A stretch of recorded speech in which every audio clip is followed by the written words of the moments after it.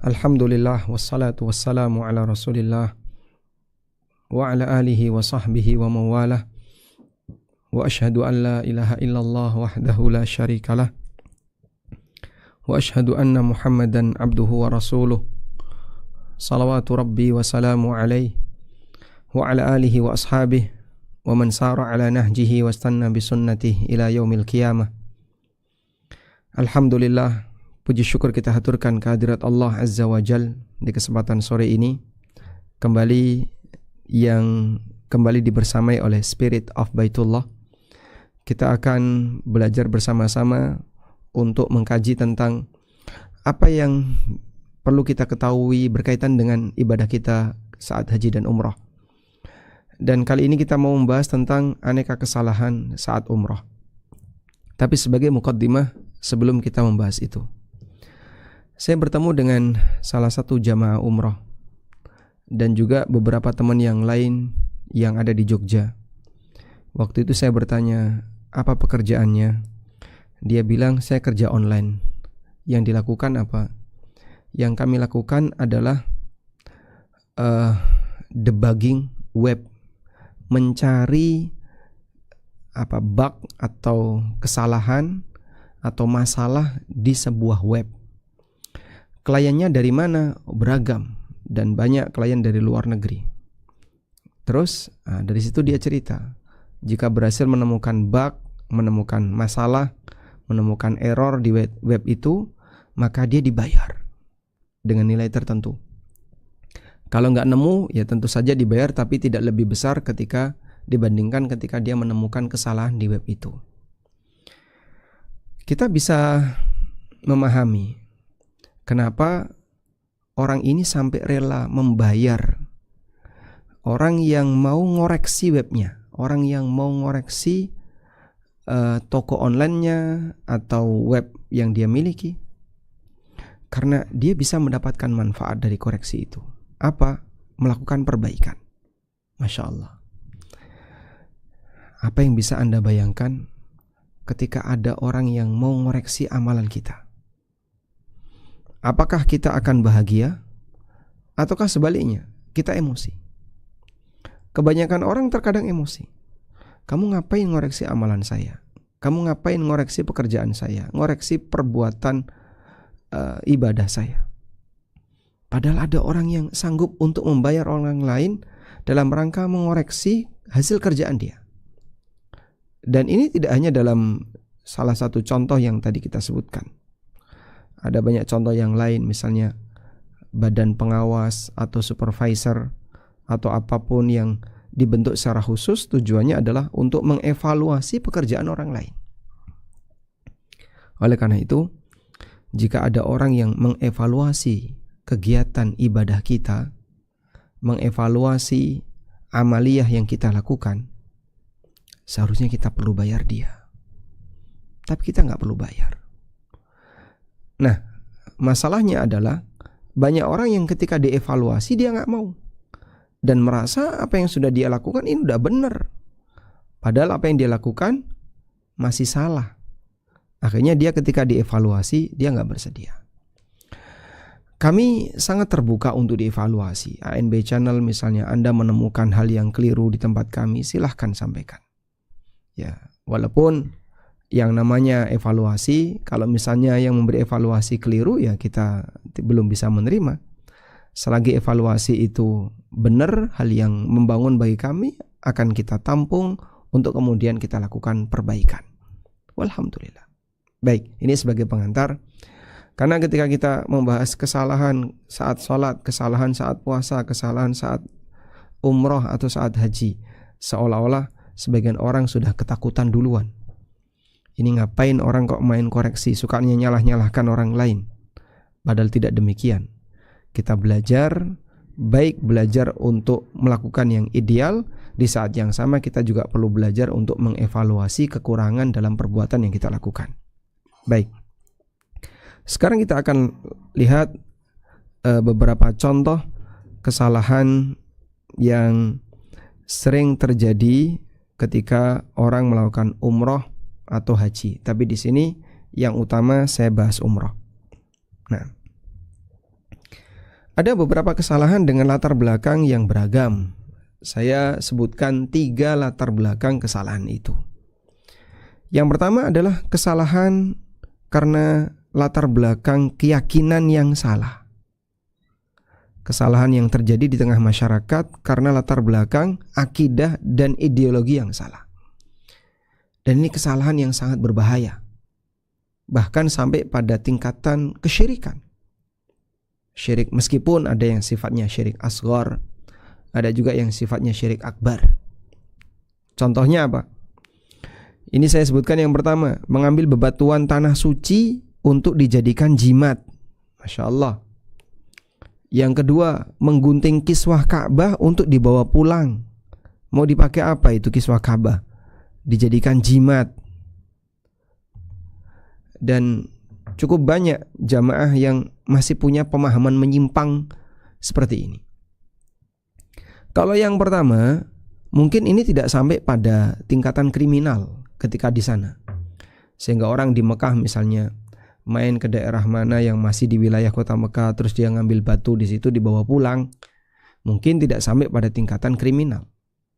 Dan untuk menemukan sebuah kerikil di tanah suci Mekah cukup gampang. Sehingga Anda misalnya ke Muzdalifah, dan Muzdalifah itu sudah masuk wilayah tanah suci Mekah, ada banyak sekali kerikil di situ. Ketika di Mina ada banyak sekali kerikil di situ. Terus bawa kerikil di tempat itu dibawa pulang untuk apa, Pak? Untuk jimat. Bahkan kadang dijual. La haula wala quwata illa billah. Mau dipakai apa? Apa manfaatnya? Lu katanya untuk pengobatan. Kata siapa? Ngawur nih. Subhanallah. Dan ini masuk kategori man 'allaqa tamimatan. Orang yang menggunakan tamimah. Tamimah itu jimat. Atau dia menggunakan aneka walaim, yang itu adalah alat-alat yang dipakai oleh orang untuk dijadikan jimat. Faqad asyraka, maka dia telah berbuat syirik. Karena Nabi SAW melarang keras penggunaan jimat. Termasuk juga menggunting kiswah Ka'bah. Wah, ini kalau ini kriminal nih. Menggunting kiswah Ka'bah untuk dibawa pulang, ini kriminal. Kok bisa, Pak, kriminal? Coba, yang gunting kiswah Ka'bah itu mau nggak bajunya digunting? Dia tiba-tiba jalan, terus saya bawa gunting dari belakang, langsung tak gunting jilbabnya gitu. Mau dia digunting kayak gitu? Dia pasti akan emosi. Loh, kenapa kok jilbab saya digunting? Walaupun mungkin tidak sampai membuka auratnya. Atau digunting, bapak-bapak digunting bajunya. Mau nggak dia? Dia pasti akan emosi. Terus kenapa dia gunting kiswah Ka'bah? Makanya banyak orang yang ketika melihat itu kiswah Ka'bah kenapa selalu diangkat, sehingga tidak dijulurkan sampai bawah. Ya karena sikap orang-orang yang tidak bertanggung jawab itu. Dia sambil bawa cutter misalnya, bawa pisau atau bawa gunting, kemudian mepet-mepet Ka'bah. Nah, saking banyaknya orang kan mungkin di luar pengawasan askar, tiba-tiba langsung gunting, bawa pulang. Masya Allah. Dan itu kriminal. Yang ini semuanya adalah berangkat dari kesalahan akidah. Parah orang kayak gini. Karena itu kita perlu melihat keterangan yang disampaikan oleh Umar bin Khattab radhiyallahu anhu saat beliau mencium Hajar Aswad. Hajar Aswad ini bukan cuman kiswahnya, tapi ini Hajar Aswad. Lalu beliau mengatakan, "Wallahi inni la uqabbiluk." Sungguh demi Allah, aku menciummu. Wa inni a'lamu annaka hajarun. Padahal aku tahu engkau hanyalah sebuah batu. Wa annaka la tadur wa la tanfa. Engkau tidak bisa memberikan madarat maupun manfaat. Wahai batu, kau tidak bisa membuat aku jadi sakit, tidak bisa membuat aku jadi melarat. Wala tanfa'u, dan kau tidak bisa memberi manfaat, enggak bisa nambah rizki bagiku, enggak bisa memperpanjang umurku. Tapi kenapa Umar menciumnya? Kata beliau, walaula anni ra'aitu Rasulullah sallallahu alaihi wasallam qabbalaka ma qabbaltuka. Kalau bukan karena aku melihat Rasulullah sallallahu alaihi wasallam menciummu, niscaya aku tidak akan menciummu. Niscaya aku tidak akan menciummu. Masya Allah. Akidah seperti inilah yang dimiliki oleh orang saleh sekelas sahabat Umar. Jadi kira-kira akankah Umar motong kiswah Ka'bah untuk dibawa pulang? Akankah Umar mengambil sebagian dari potongan dinding Ka'bah untuk dibawa pulang? Jadi andaikan Ka'bah itu tidak dijaga, Pak, mungkin ada orang bawa obeng sambil bawa palu, terus mendekat ke Ka'bah, dia langsung begini ya. Nah, di palu itu obeng, nanti gempil itu dinding Ka'bah, terus bawa pulang. Besok datang lagi kayak gitu, dibawa pulang, lalu dijual. Apa ini? Batako Ka'bah gempil. Kamu dapat dari mana? Oh, saya datang ke sana. Harganya berapa? Masya Allah. Coba, bagaimana kalau yang ditetel, ditetel itu bahasa Indonesianya apa? Yang diambil adalah Hajar Aswad. Jadi dia datang ke Hajar Aswad, kemudian dia bawa palu, dia bawa linggis begitu, terus ngambil serpihan Hajar Aswad. Saya yakin kalau dia berhasil lalu dibawa pulang ke Indonesia, terus dia jual, harganya 100 juta laku itu. Laku 100 juta, bahkan bisa 200 juta. Laku saya kira. Ya, jangankan yang Hajar Aswad seperti itu. Coba ya mungkin Anda juga akan, atau mungkin Anda sudah tahu ya, ini. Nah, kayak gini ya, jual tanah Tarim. Mana sih? Jual pasir Tarim atau tanah Tarim? Pasir Tarim. Ini apa-apaan orang ini? Jadi mana? Jual pasir Inat. Pasir Inat ini apa juga? Pasir Inat Yaman. Ini apa-apaan? Akalnya orang ini di mana gitu? Andaikan ya orang kalau pakai logikanya dia masih bisa mikir. Coba harganya berapa? Per botol 340.000. Pasir Inat resmi dari Tarim Yaman. Apa-apaan ini? Loh, itu kan pasir tanah Tarim. Loh, emang kenapa tanah Tarim? Ya, kita bukan dalam rangka untuk menghina daerah Tarim, tapi praktek seperti ini yang ngajari siapa? Sama halnya kalau misalnya kita ganti ya tanah Madinah, sama saja. Nabi SAW tidak pernah ngajari kepada para sahabat, kau bawa itu tanah Madinah, lalu bawa ke daerah Syam, atau ke daerah Kufah, atau ke daerah Basra, ke Irak, ke Mesir, jual di sana. Jadi komoditas dagang. Yang ngambil sahabat. Gak pernah ada dalam sejarah.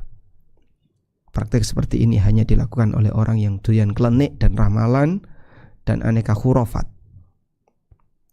Alhamdulillah, saya bersyukur kepada Allah. Dan saya sangat bersyukur saya dan keluarga saya dijauhkan dari akidah seperti ini. Jadi mungkin Bapak Ibu yang tidak punya keyakinan seperti ini, syukuri. Karena masih banyak orang yang gak pakai akal mereka sehingga dia jadi korban yang kayak gini. Baik, jadi kira-kira kalau kita melihat seperti apa yang disampaikan oleh Umar bin Khattab radhiyallahu anhu, andaikan aku tidak melihat Rasulullah SAW menciummu, aku tidak akan menciummu. Maka kalau Umar dikasih linggis, wahai Amirul Mukminin Umar bin Khattab, ini linggis. Ini linggis, di depan beliau ada Hajar Aswad. Apakah kira-kira beliau akan mengambil serpihan batu Hajar Aswad? Gak bakalan. Karena beliau yakin Hajar Aswad hanyalah batu. Yang kata beliau, la tadurru wa la tanfa.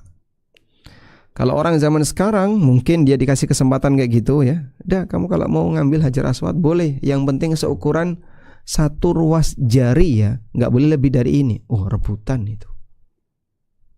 Rebutan. Terus nanti boleh bawa pulang, dijual seukuran 1 ruas jari. Berapa? Ratusan juta. Hajar Aswad asli. Ya, itu kalau orang zaman sekarang yang mereka masih doyan dengan klenik dan aneka khurafat. Walhamdulillah kita tidak melakukan itu. Nah, ini selanjutnya, Kesalahan dalam masalah akidah berikutnya, menuliskan nama orang di tanah suci dengan harapan orang itu bisa berangkat ke tanah suci. Misalnya, gimana Pak? Ditulis nama Fulan, ditulis nama siapa lagi? Fulana. Saya pernah melihat, ya, yang parah ini di sini, Masjid Namira. Saya lihat ini di pintu Masjid Namira. Masjid Namira kan di Arafah. Di pintu Masjid Namira itu penuh dengan tulisan nama. Masya Allah. Ya memang dari berbagai negara, tapi yang berbahasa Indonesia juga banyak sekali. Orang-orang Indonesia. Ya saya kira kalau orang namanya, mohon maaf ya, Walidi. Apa ada orang Mesir namanya Walidi? Atau Paiti? Itu kira-kira orang mana? Ya tidak jauh dari sekitar kita. Mereka adalah orang-orang kita. Ditulisin namanya.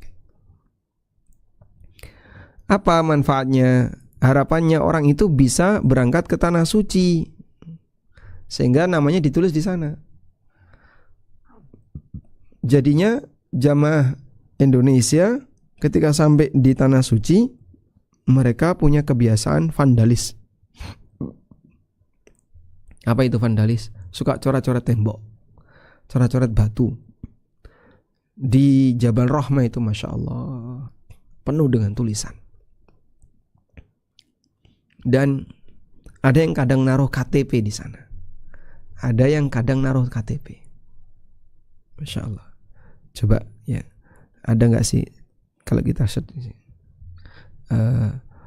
tulis nama di Jabal Rahmah. Nah, ini coretan nama-nama Indonesia di Jabal Rahmah. Nah, Masya Allah. Ini tanda love ya, Supriyanti.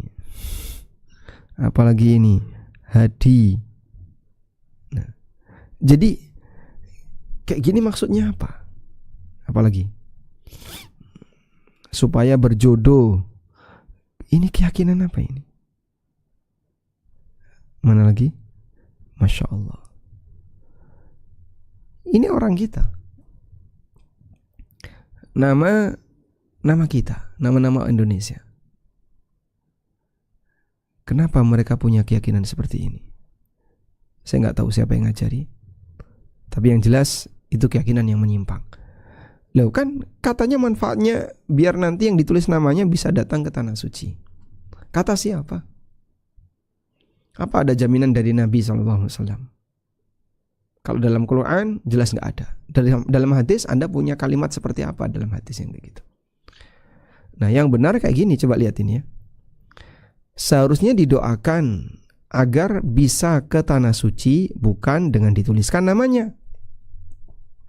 Umar bin Khattab radhiyallahu anhu bercerita, "Istadzantun Nabiyya sallallahu alaihi wasallam."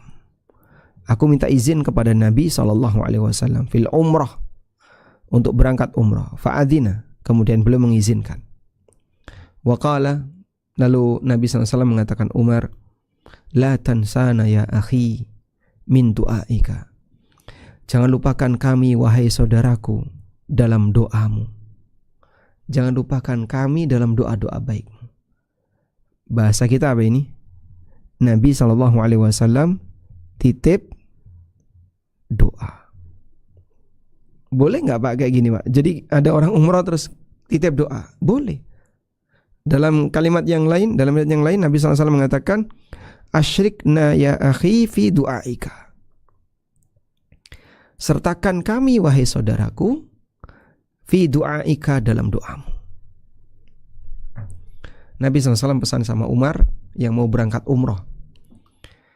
Sehingga ketika ada orang misalnya ketemu kita waktu di bandara, mau kemana Pak? Mau umroh. Titip doa boleh nggak Pak? Kalau beliau tidak keberatan. Apa? Baik, tolong doakan biar saya ini, saya punya hajat ini. Boleh kayak gitu Pak? Silahkan. Perlu bayar nggak Pak? Ya nggak perlu lah. Sehingga doakan, boleh titip doa dan doakan bagi Anda yang umrah, orang-orang yang titip doa. Wallahu a'lam. Baik. Ini beberapa kesalahan yang berangkat dari masalah akidah, dan mungkin masih banyak lagi ya kesalahan-kesalahan yang lain, terutama ketika di makam Nabi SAW juga cukup serius. Orang-orang yang punya kesalahan untuk berdoa kepada Rasulullah SAW. Ada satu cerita, ini boleh diceritakan nggak ya? Ini cerita agak lucu. Yang cerita salah satu ustadz yang saya kenal. Jadi saat musim panas di Madinah itu kan panas sekali. Ya. Ada orang Arab ya, entah dia asli Arab atau yang lain, tapi wajahnya wajah Arab, berlari masuk ke dalam masjid sebelum waktunya sholat, saking panasnya. Kemudian beliau mendekat di tiang Masjid Nabawi. Coba kita lihat tiang Masjid Nabawi. Nah, di bawah tiang Masjid Nabawi itu kan ada AC ya. Nah, mana? Nah ini kan AC ini, nyembur ke atas. Maka orang tadi begitu dia masuk ke dalam masjid, dia langsung tangannya itu ditaruh di atasnya AC tadi. Ditaruh atau tangannya berisyarat di atas AC begini, nah. Terus diusapkan ke muka. Lagi diusapkan ke muka. Begitu. Udah? Praktek itu diawasi oleh orang Indonesia. Oh, baru tahu kalau ini berkah. Akhirnya dia mendekat ke situ, kemudian tiangnya diusap-usap, terus diusap ini. Baik, Anda bisa lihat atau bisa memberi kesimpulan apa? Jadi kira-kira orang tadi yang naruh tangannya di atas AC kan terus kena angin tuh, kemudian diusap ke muka, tujuannya apa? Untuk mendinginkan mukanya. Jadi muka beliau tidak ditaruh di atas AC, tapi tangannya kemudian diusap ke muka. Nah, orang Indonesia ini ngiranya itu ngalah berkah, akhirnya tiangnya diusap-usap. Masya Allah. Tapi itulah teman kita ya. Ya, mudah-mudahan Allah Subhanahu wa ta'ala membukakan hidayah bagi kaum muslimin untuk sadar akan bahaya praktek klenik, praktek khurafat, tahayul, aneka potensi kesyirikan karena masalah meyakini benda yang bisa punya kekuatan. Nah, selanjutnya kita akan beralih kepada masalah kesalahan karena berlebihan dalam bersikap. Nah, ini ada orang yang punya pemahaman yang keliru sehingga dia berlebih-lebihan dalam bersikap. Pertama, meyakini wajibnya menutup punggung telapak tangan saat ihram. Baik, pertama yang perlu kita lihat bahwa telapak tangan, definisi telapak tangan itu ini, baik depan maupun belakang, baik ini maupun punggungnya. Inilah definisi telapak tangan. Sudah? Jadi kalau ini boleh dibuka, konsekuensinya punggung juga boleh dibuka. Begitu? Kenapa Pak? Ya coba bayangin, ini harus ditutup tapi ini boleh dibuka. Jadi kira-kira gimana itu? Nanti desain pakaiannya kan aneh jadinya. Nah, ada keyakinan seperti itu. Akhirnya para jamaah umroh ya, terutama ibu-ibu itu, mereka pada pakai sarung tangan umroh. Sekarang kita lihat di sini. Ini mungkin contohnya ya.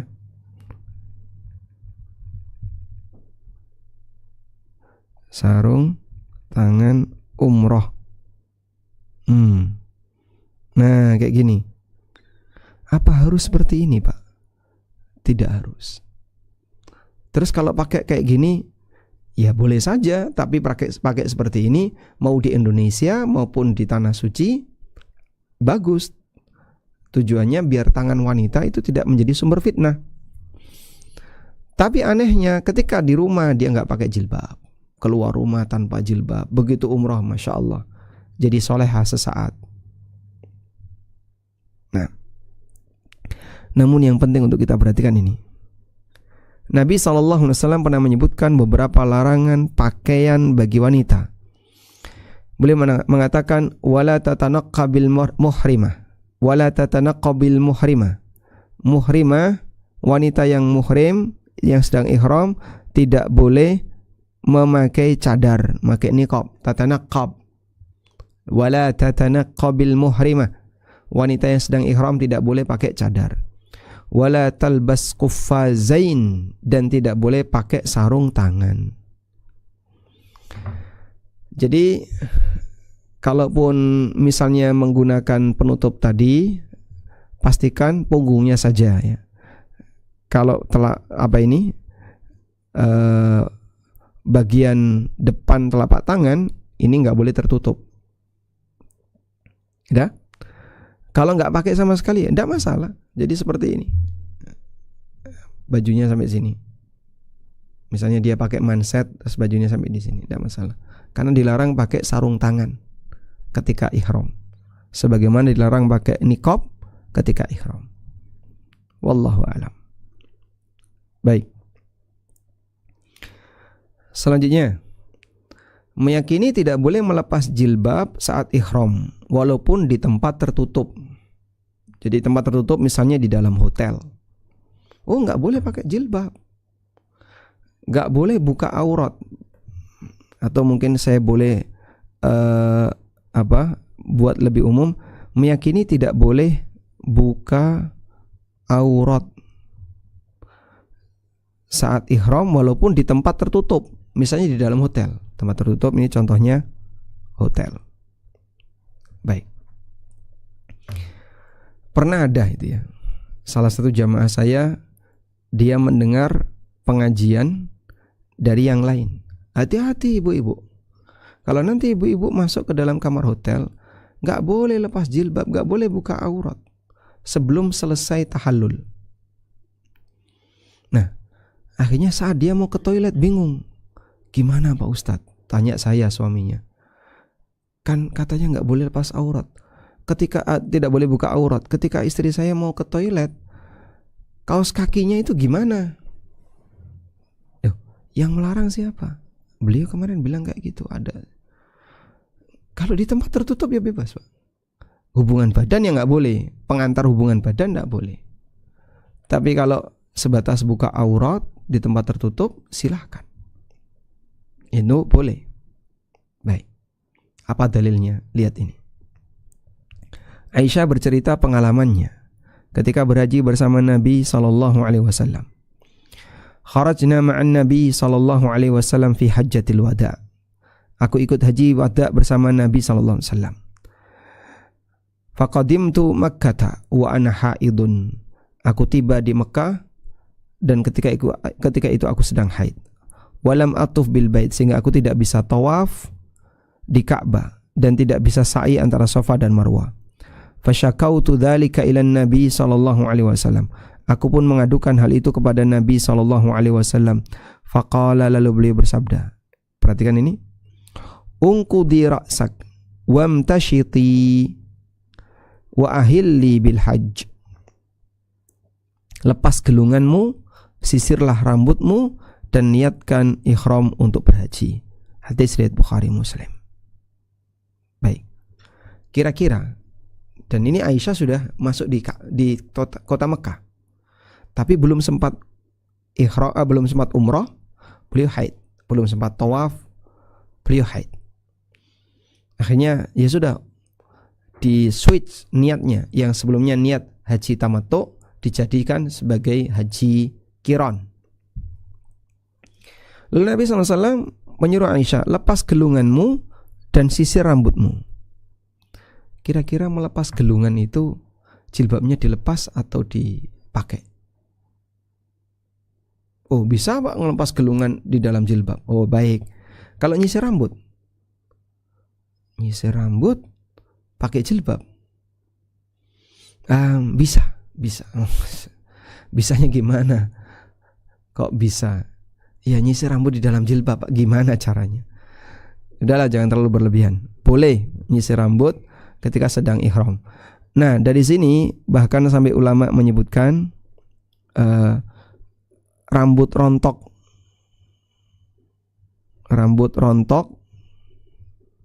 saat ihram tidak masalah. Karena umumnya wanita ketika menyisir rambut umumnya pasti ada rontok 1 maupun 2. Baik. Jadi kalau diperbolehkan untuk menyisir rambut ketika haid dan ketika ihram, menunjukkan bahwasanya praktek seperti ini tidak dilarang. 1, membuka jilbab di tempat tertutup. Yang kedua, ada rambut rontok ketika sedang ihram. Yang ketiga, rambut rontok ketika haid. Kemudian bertahan sampai selesai tahallul. Jadi dalam kondisi ihram itu kondisinya seperti itu. Dia membuka jilbab. Nah, contohnya kayak gini ya. Ada ibu-ibu yang sampai di hotel misalnya maghrib.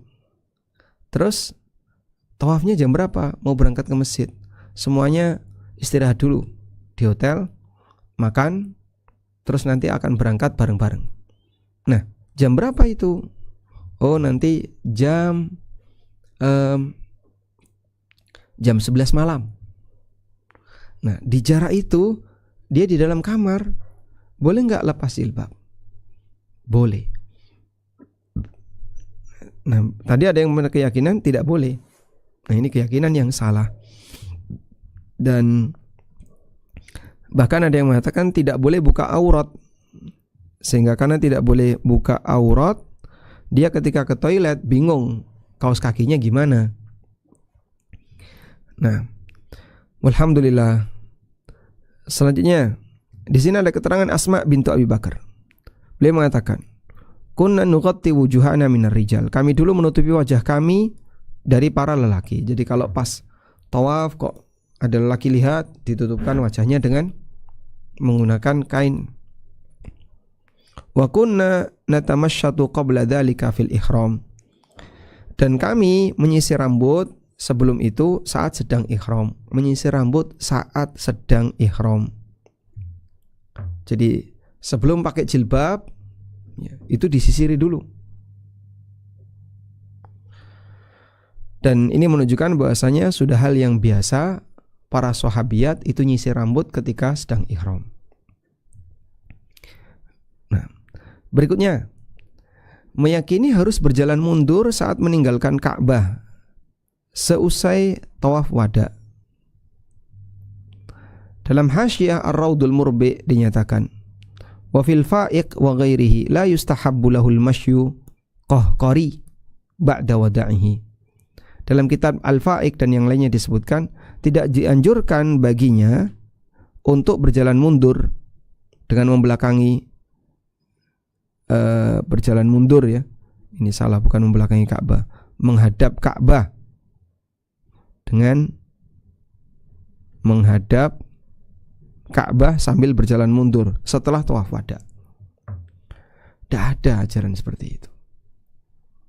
Maka para ulama tidak menganjurkan sama sekali, dan ketika ini dilakukan yaitu hal yang berlebihan. Baik. Dan anehnya ya, aneka kesalahan yang tadi kita sebutkan, baik kesalahan dalam masalah akidah maupun kesalahan dalam sikap berlebihan, ini terjadi pada orang yang sama. Selanjutnya, kesalahan karena meremehkan aturan. Ini penting. Pertama, bermudah-mudahan dalam bermaksiat di tanah haram. Sehingga kadang, mohon maaf, ibu-ibu kadang dia nggak perhatian dengan aurat. Jadi ketika keluar rumah, pakaiannya ada yang ketat, membuka aurat. Yang tawaf itu selesai itu beda cerita. Kadang kalau city tour atau ke Taif, Masya Allah, pakaiannya beda cerita. Ya, dosanya lebih besar dibandingkan dosa yang dilakukan di luar tempat yang mulia. Sehingga orang bermaksiat di depan raja atau orang berbuat salah di depan raja lebih berbahaya daripada ketika dia berbuat salah jauh dari tempatnya raja. Maka orang bermaksiat di tempat mulia seperti di tanah suci Mekah atau apalagi di Masjidil Haram, dosanya lebih besar dibandingkan yang dilakukan di luar tempat yang mulia. Karena itu seperti ini perlu kita waspadai. Dan terutama masalah interaksi dengan lawan jenis. Memang kita tahu kalau sudah tawaf dan sa'i, Masya Allah, semerawutnya laki perempuan gak karuan. Nah, masing-masing punya tugas untuk menjaga diri, menjaga pandangan, dan seterusnya. Allah Ta'ala berfirman, Innal ladzina kafaru wa yasudduna an sabilillahi wal masjidil haramil ladzi ja'alnahu lin-nasi sawa'anil 'akifu fihi wal bad. Wa man yurid fihi bi ilhadin bi dhulmin nudhiqhu min 'adzabin alim. Sesungguhnya orang kafir dan mereka menghalangi masyarakat dari jalan Allah dan menghalangi masyarakat untuk masuk ke Masjidil Haram yang kami jadikan untuk semua manusia, baik yang tinggal di situ maupun walbad yang tinggal jauh di luar situ. Lalu ada kalimat ini, wa man yurid fihi bi ilhadin bi dzulmin nudhiqhu min adzabin alim. Siapa yang bermaksud di dalamnya, yaitu di dalam Masjidil Haram, untuk melakukan penyimpangan dengan kezaliman, nudhiqhu min adzabin alim, kami akan berikan kepadanya azab yang menyakitkan. Masya Allah. Jadi punya keinginan untuk bertindak jahat saja sudah dihukum oleh Allah. Kami akan azab dia. Apalagi setelah dia berhasil melakukan kejahatan itu.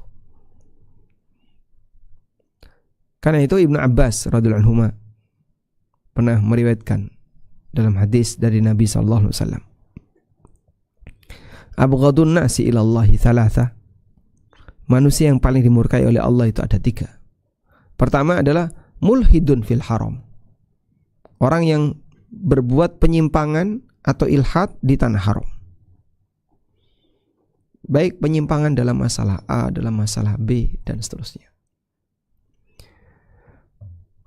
Wa mubtaghin fil islami sunnatal jahiliyah. Orang yang menghidupkan kembali budaya jahiliyah dalam Islam. Jadi dia ngajak kaum muslimin untuk memeriahkan budaya jahiliyah yang berbau klenik, berbau khurafat, tahayul, itu dihidupkan kembali di tengah kaum muslimin. Wa mutallibu damim ri'in bighairi haqqin liyuhari qadamah. Dan orang yang menuntut darah seseorang tanpa hak agar dia bisa membunuhnya. Jadi menuduh dusta, oh kamu telah membunuh anakku, padahal dia bukan pembunuhnya, agar dia bisa membunuh orang itu. Baik. Nah, di antara yang kita kasih catatan ini, berbuat penyimpangan di tanah suci, di tanah haram, itu dosanya sangat besar, dibenci oleh Allah Subhanahu wa taala. Dilihatkan bahwa Umar bin Khattab radhiyallahu anhu pernah mengatakan, "Li'an ukhti'a sab'ina khati'atan, yakni bighairi Makkah." Sungguh aku lebih suka melakukan 70 kesalahan di tempat selain Mekah. Ahabbu ilayya min an ukhti'a wahidatan bi Makkah, daripada melakukan 1 kesalahan di kota Mekah. Masya Allah. Jadi gak main-main.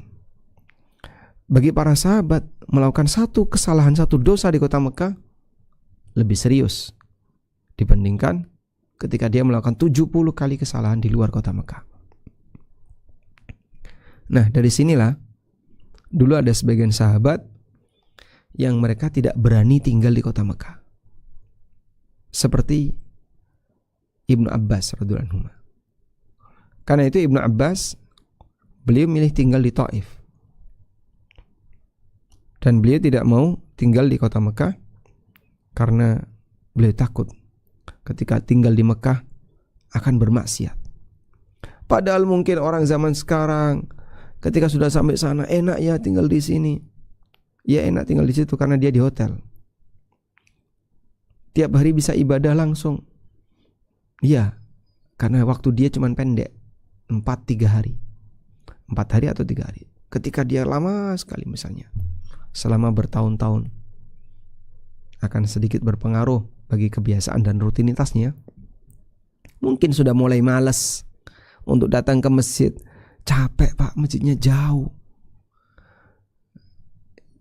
Kalau mau hotel yang masjidnya dekat, mahal. Itu pun liftnya berkali-kali ngelift. Bingung sampean. Lift ini pindah sana, nanti ngelift lagi baru bisa keluar. Ya, kayak di mana? Di Grand Zamzam. Lift kamar, pindah lagi, lift hotel, pindah lagi, lift mall, baru bisa keluar. Masya Allah. Sehingga ada yang 3 kali pindah lift, ada yang 2 kali, ada yang sekali. Baik. Tapi ini salah satu di antara bukti bahwa perbuatan maksiat yang dilakukan oleh orang di kota Mekah bagi para sahabat itu hal yang serius, sampai mereka takut untuk tinggal di kota Mekah. Orang zaman sekarang karena gak berpikir seperti itu, dia bilang rasanya pengen selamanya tinggal di kota Mekah, padahal dia lebih rawan maksiat dibandingkan para sahabat. Nah, mungkin termasuk di antaranya adalah mereka yang suka ngerokok, gak peduli dengan aturan, sehingga sudah ditempeli dilarang ngerokok. Di kota suci dia ngerokok. Gak sopan sekali. Sangat tidak sopan sekali. Bagaimana Anda bisa ngerokok di tempat yang mulia seperti itu? Padahal mungkin di depan presiden Anda gak berani ngerokok. Tapi di tanah suci dia seenaknya saja. Kumpul bareng-bareng temannya, ngerokok. Ya. Mungkin Anda sudah pernah lihat itu ya, kejadian kemarin waktu haji tahun ini. Ada jamaah yang ngerokok dalam kamar, terus asapnya mengenai sensor asap yang ada di dalam kamar. Akhirnya alarmnya bunyi. Nah, saat alarm bunyi, semua yang ada di hotel itu pada keluar. Dan itu dihuni oleh orang-orang Indonesia. Kan satu hotel diblok untuk jamaah haji reguler semuanya. Semuanya pada keluar. Keluarnya lewat mana? Bukan lewat lift, lewat tangga darurat. Sambil tergopoh-gopoh karena takut jangan-jangan hotelnya kebakaran. Sampai yang tua-tua yang jalannya sudah pelan-pelan harus dipapah 2 orang untuk bisa turun dari tangga darurat. Begitu sampai keluar, kok gak ada apa-apa. Sampai luar gak ada apa-apa, aman-aman saja. Mereka diprank orang yang ngerokok tadi. Nah, saat ketemu orang yang ngerokok ini ternyata dia berada di dalam kamar, dimarahi sama teman-temannya yang lain. Siapa itu? Orang yang tidak kenal sopan santun ketika di tanah suci. Dia ngerokok di tanah suci. Dan saat diingatkan gak peduli. Bahkan yang paling parah saya lihat adalah orang ngerokok ketika wukuf di Arafah. Masya Allah. Ini Arafah siang hari, suhunya mencapai 45 derajat. Dia di luar, karena kalau ngerokok di tenda dimarahi itu. Di luar ngerokok dia. Kurang panas ternyata. Masya Allah, kok kuat itu. Dan itu contoh bahwasanya mereka tidak mengindahkan kota suci. Siapa pelakunya? Yang suka jimat tadi. Jadi di saat yang sama mereka berbuat klenik, kemudian berlebihan berkaitan dengan masalah aturan yang tidak diajarkan, kemudian dia lakukan. Ketika tawaf, selesai tawaf jalan mundur, begitu sampai hotel ngerokok. Dan ini satu lingkaran manusia-manusia yang kurang lebih sama karakternya. Baik, saya ngisi di Sunter sekitar ya mungkin 2 tahun sebelum pandemi, 2018 sekitar itu ya. Ada ibu-ibu yang menulis sebuah pertanyaan cukup panjang, dikirim melalui panitia, kemudian ditaruh di depan untuk dibacakan. Kajiannya dari mulai habis maghrib sampai jam 8. Saya baca. Dia cerita pengalaman dia ketika umroh, dibimbing oleh pembimbing yang lulusan intinya bukan lulusan Saudi lah. Bukan lulusan Saudi, bukan Madinah, bukan Riyadh, bukan Mekah, bukan Jeddah, bukan kampus-kampus Saudi. Terus dia bilang, dia zina dengan pembimbingnya di Mekah. Dan gak ada satupun jamaah yang curiga, karena dikiranya oleh jamaah ini istrinya. Dan ternyata itu tidak terjadi sekali. Keberangkatan berikutnya melakukan lagi. Akhirnya ibu ini tanya, gimana caranya untuk taubat? Masya Allah. Apa gak lebih berbahaya? Ya jelas lebih berbahaya. Itu contoh seorang pembimbing ibadah yang mungkin dia bisa ngasih nasihat ketika di atas bis dan seterusnya, tapi di saat yang sama dia berzina di kota Mekah. La haula wala quwata illa billah. Semoga Allah melindungi kita dari kejahatan semacam ini. Berikutnya, masuk mikot dalam posisi belum niat ihram. Masuk mikot dalam posisi belum niat ihram. Baik. Mungkin Anda perlu bedakan dua hal ini ya. Masuk mikot, satu, belum niat ihram.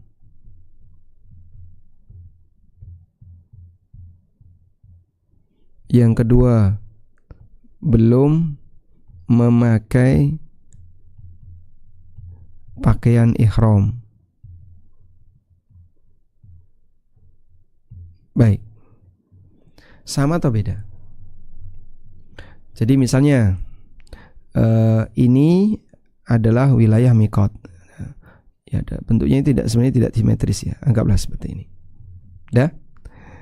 Ini wilayah, ini adalah kota suci Mekah.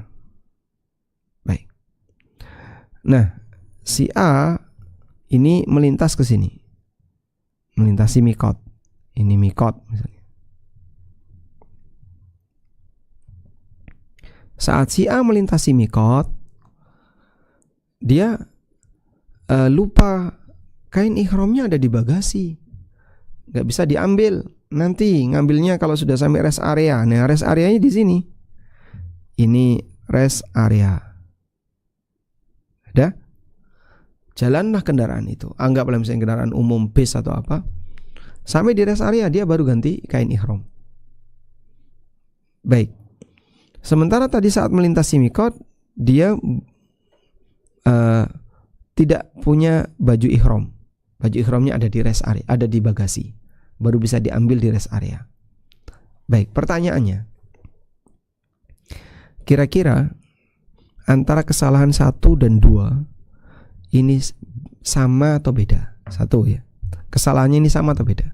Yang kedua, jika kesalahan itu berbeda, bisakah kesalahan ini dilakukan salah satu dan tidak melakukan salah satu? Ini beda. Oh, tapi saya bisa lakukan salah satu. Apakah bisa seperti itu?